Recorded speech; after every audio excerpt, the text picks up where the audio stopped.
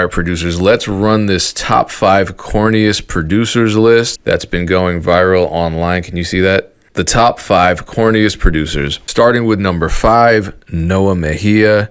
Number 4, DJ Pain 1. Number 3, wait, hold up. I don't like this list. Hey, a lot of producers are afraid of being corny, but the corniest producers are the ones making the most money. At least that's what platinum producer, and I'm legally obligated to say that, platinum producer Noah Mejia claims. And he is calling out you cool producers who are so afraid to be yourselves that it's actually keeping you broke. We're talking about the producers that wear shades in the club at 11 p.m. Now, this conversation admittedly fell off the rails a little bit. So before I show the clip of me saying I regret ever getting onto YouTube as a producer, I just want to clarify. All I'm saying is being seen as corny can be a good thing. I think in the video I say it's a good thing. I just want to provide extra context. So here's what I mean. Let's say 10 people know you as a producer and 8 out of 10 of them think you're amazing. 2 out of 10 think you're corny. Who cares, right? 2 people, that's inconsequential. Now, let's say your brand starts gaining traction online and all of a sudden you have 10,000 people who know who you are as a producer. It's no longer 2 people, but now it's 2,000 people who think you're corny. 2,000 people is a lot. Now consider a smaller producer like me, who I don't know, has maybe 20 times that brand recognition, maybe more. That's tens of thousands of people who potentially think I'm corny, just based on these hypotheticals. All I'm saying is the more people who like you, the more people are gonna dislike you. The more people that think you're great at what you do, the more people are gonna think you're corny. There are people who think Metro Boomin is corny. Do you think it matters to him? No. It's just a product of success and notoriety. And if you wanna get into the producer content creation space, where you're showing your face, where you're making beats live, where you're opening your big fat fucking mouth like I do on a podcast, then being concerned about how people perceive you to the point that you are no longer your authentic self will affect you, and it could affect your success. Probably will. Now, I'm curious. I just want to hear people sound off in the comments. Who do you think, as in the producer space, which producers are making the most authentic content? Who do you think is doing that? Because in the conversation we had, Dame wanted to know some examples of people who were actually being themselves, being authentic, because no one gave examples. But in general, I feel like there are a lot of producers who attempt to jump into the producer content space, and a lot of them fail just because they're simply trying to be like somebody else. They're trying to copy a strategy that doesn't work for them. They're trying to create content that's not authentically them. I don't necessarily mean trying to portray a certain image, like if you're a nerd and you're trying to be tough. I mean, for example, and I don't remember his name, there was that guy who started making content. I responded to one of his videos and it got weird, where he was talking about how you shouldn't sell beats, and none of what he was saying was making sense because he didn't understand the music business. That's what I mean. He was trying to make music business educational content without being in the music business. Or like the people that just jump into the producer community and they're like, I'm just gonna start calling other producers out because beef is what sells, and it doesn't work that way. Like, just because a certain content strategy is working for some producer over here doesn't mean it's going to work for you. So anyway, here's the clip. Is platinum producer Noah Mejia talking about how producers are afraid to be corny. It may or may not be in response to him being called corny. I don't know what the context of this is. Dame seems to think that's what it is. I've been trying to reach Noah Mejia. You know, he's hanging out in Yeet's house. He's hanging out with Slayer. He's doing cool stuff. But if he's watching this, DM me. I want to get more insight into what you're talking about here. Here we go. This is a producer by the name of Noah Mejia. Oh, I'm sorry, platinum producer. I gotta say that. Platinum producer Noah Mejia exposes why being cool is lame in the music industry. I did this is because, look, people in the music industry would rather look cool, aesthetic, and broke than to put themselves out there more, to do more shit, to get on here, because people are scared of burning ties, of burning connections. Bro, fuck that. At the end of the day, you guys ever notice this? I feel like people that making the most money, people always look at them as corny, right? The cool people, the quote unquote aesthetic, the edgy, artsy motherfuckers, bro, they're gonna always be the ones hating on the people making way more money than them. Initial reactions, Dame? I was like waiting for an example. Like, I don't, because I don't really know exactly. I mean, I heard what he said. I was kind of thrown off because he was looking to the side. In my mind, I was like, what is he looking at? Like, is he reading off a script? Like, I was kind of distracted by the way he was talking, but I was waiting for an example. of like, I mean, because I feel like there's cool cats that make a lot of money and there's nerds that make Yeah. a lot of money. Like I don't know if it's one sided or not. I don't think, you know, who's popping right now. Like I don't think Kendrick is a nerd. I think You know who's a Kendrick is nerd? cool. Like You know who's a nerd. big nerd that's super popular? Pink Panther is. I'm not that familiar with her music. I think, Oh, come on. but here's the thing: like in my world, or how I look at things, is like cool people are authentically them, right? Right. So if you're somebody that is into what somebody would consider as like traditionally nerdy, like if you're into anime or into, you know, what else do nerds? If you like to read, whatever, like I think you're cool if you are you. Like and you can like whatever you want. Like that's cool and I think that's cool in a lot of people's books. You don't have to be like the person with the shades in the VIP section, like whatever. Like that can be cool too if that's that person, you know. But I think we've expanded like what cool is. So I was waiting for I needed some examples from this cat and I need him to look in the camera the whole time. Like, Well, it's a clip. I want to know what he was looking at. He was looking at a cool person. He was distracted. I don't know. So yeah, I don't. What was your response to that video? What made you want to talk about it? Do you have an opinion? Well, I think it ties into what we were just saying, where there are so many artists that are leaning into who they are in spite of people telling them that that's not going to work. You know, like Snow the Product. It's not going to work if you do all that, Chicano shit. And next thing you know, and these labels don't know what they're talking about, but a lot of people would say, no, you got to whitewash yourself a little. And she did the opposite and she's winning off that. And who would have guessed, if you're not connected to the Mexican American Chicano community, who would have guessed that would work so well? I'm like, duh, of course it would work. And then Peso Pluma comes out and just explodes and there are all these artists. So I'm like, of course, you work with the people here domestically in the diaspora. Yeah, you're going to do well. But at the time that wasn't cool because there weren't mainstream women who were rapping in Spanglish. That ties into specifically producers. I mean, just artists in general. A lot of artists, and we've talked about this, Dame, they don't want to get in front of a camera. They don't want to make content. They want to project a certain image to the public to insulate themselves. They don't want to be vulnerable. The funny thing is, at one point that worked. At one point, especially in hip hop, you had to be a certain way. You had to have a certain image. And if you didn't, it was weird. Like Skilo, that was kind of weird. And unfortunately, he had that one song and he got pigeonholed as this kind of goofy, corny artist. And the rest of his music, which was good, didn't take off. Nowadays, I think that would be a different story.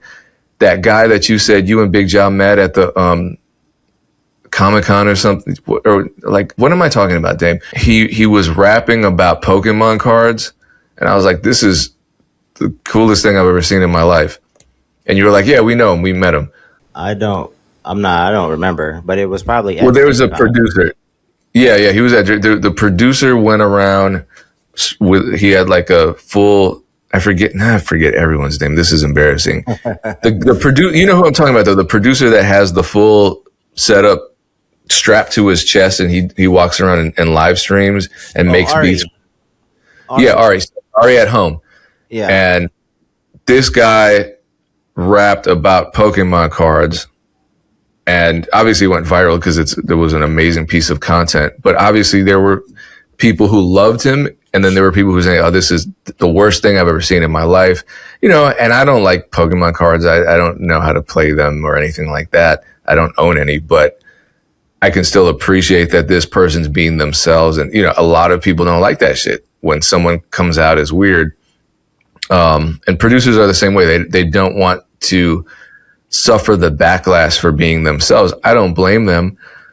But if that's what you want to do, all that fake shit isn't going to work because all that, being inauthentic isn't going to work. Hiding from the camera is not going to work. To pivot though, I think not every producer needs to be a content creator. I know we encourage producers to make content, get in front of a camera, artists too, just get in front of a camera. But if you're not a producer that aspires to build a social media brand or sell products, beats, kits, packs online, if you don't want to grow a community, and all you want to do is just make music in person with artists and do that the traditional way, because traditionally most producers were in the shadows and they were still successful. I think that's fine. You're going to have to make amazing music and you're going to have to do a really amazing job at doing it the traditional way. Because I personally think, maybe I shouldn't say this, I feel like becoming a content creator as a producer was one of the worst decisions I ever made. Like, I'm not going to stop, but it was a bad decision. Because content creators are way too vulnerable to scrutiny, to misunderstandings. And then we have the algorithm to contend with. So to call back to Iman Europe, her talking about all the competition, fighting to stay relevant, that shit sucks. And then you make a piece of content that's so successful that you're seeing 50% of the people love you and 50% of the people hate you. It messes with you, or it can. But yeah, I think the producers that want to be out there, like Noah Mejia, for example, because he's always streaming and he's now doing interviews with big rappers.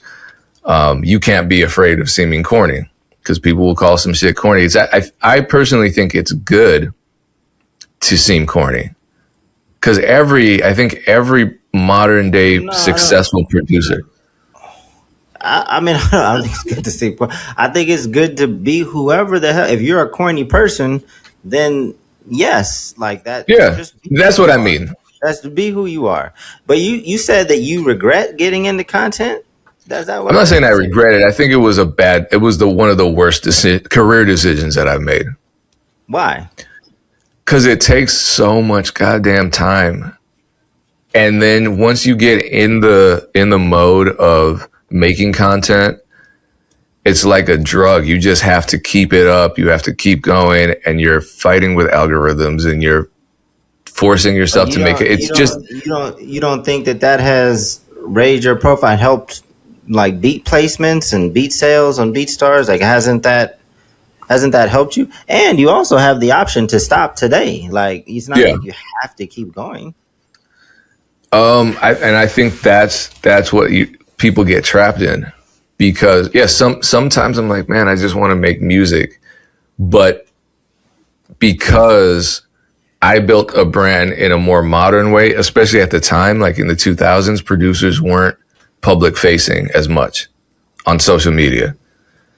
So I'm doing that, and then that becomes part of my brand identity. So right now, I could stop, but I'd be cutting off a huge portion of my brand identity. And then, and obviously there's some value to, like, there's value to it. You wouldn't be concerned if there wasn't value to that, like that eventually led to dollars contributed to your business. So it has. Yeah. So yeah, I don't know. I think again, going back to the video, I would have liked to see some examples of what he's talking about, so I could better understand like what he defines as cool versus not cool. So yeah, I don't know. I think it's probably because he gets called corny a lot, because I think any producer that puts themselves out there that often and isn't the stereotypical high school yearbook's most likely to succeed nominee, they're going to get some type of backlash just by people. And, even it's the internet. The internet's a real place, but it's not a real place. Because my point is, when I said I think it's fine, I think it's a good thing if people are calling you corny, it's because everyone's not supposed to like you. If people all like you, then someone's lying and you're not. I don't know. I feel like brands should always rub the right people the wrong way. You know what I mean? Like, if you are who you are, you're not going to be for everybody. But you find the right people, great. and the wrong people are going to be upset, and they're going to vocalize how upset they are at you being your authentic self. And that's also a good thing. I have people hate watching my videos all the time. I mean, there are people who have left hundreds, I'm not even exaggerating, hundreds of comments on my videos about how much they hate me. And it's like, you're watching my videos and you're boosting my engagement. So that's just part of the overall engagement model, is just how that stuff works. So it ends up being helpful. It's not always cool. It's not always fun to deal with, but that's just the reality. Yeah. I didn't even know who this cat was, but apparently he's platinum producer. Platinum. I mean, if he's doing his thing, Noah Mejia. There are a lot of creators that let people, the comments get to them, and they claim that they don't, and it's hard not to, right? Like it's rare to find someone where the comments really don't get to them. I've definitely seen comments that have bothered me. I've gone back and forth with some people in the comments. Like, it's rare for comments like not to. It seems like comments are really getting to this cat. But I don't think I've ever made content like specifically addressing something, like going back. Like, I'm not going to do that. But I'm also human, and some of the comments, and some of the comments are educational. It's like, I didn't even know that what I said could be received in that way. So I got to go back and see what I said, how I said it, because this person just said that I was angry in the comments, and that's definitely not how I was feeling when I was delivering the message. So why? That's my life. So why did they receive it that way? So I think comments are more educational to me, and that could just be just that one person. It couldn't have been. Maybe it's not the overwhelming. It's not how most people were receiving it, but I learned from the comments too. But it seems like for this cat, it's really getting to him that people are calling him corny. So now he's got to lash out like a DJ Academics. I know that stuff gets to him too, and he'll lash out and start going at different people, attacking different people. But you're doing what they do to us about imposing their opinions onto him. What do you mean? Like when people say, "Oh, Dame was angry," and you're like, "No, I wasn't." We don't know if he's lashing out at people. But I feel like there's more evidence based on his video versus, I guess I would have to go back and see which video I was supposedly angry in, but he's basically saying that cool people don't make no bread no more. And there's a lot of cool people that make a lot of money. I don't know what he's talking about. Like, I think he's saying people who try to be cool end up missing out on opportunities because they try to curate their personalities in an inauthentic way, and therefore they create a lot less, and they're too cautious and they're too guarded. And I understand, like, people get in front of a camera, like, I got to talk a certain way, I got to look a certain way, I have to engage in a conversation that's not going to reveal who I really am. And so that's way more work than just. Let's have this cat on. You know him? Let's have him on. And I've been trying, man. Is he too cool for us? DM him. I think he's too cool for us. Yeah. Okay. Well, if that's we follow each other. I've just not interacted. I think he's just probably doing a lot of content right now. So instead of assuming what he was talking about, I thought, there was enough information in that video to understand. I don't know. And then I would also like to ask him what the hell he was looking at, because that seemed to be very distracting. I'll DM him right now.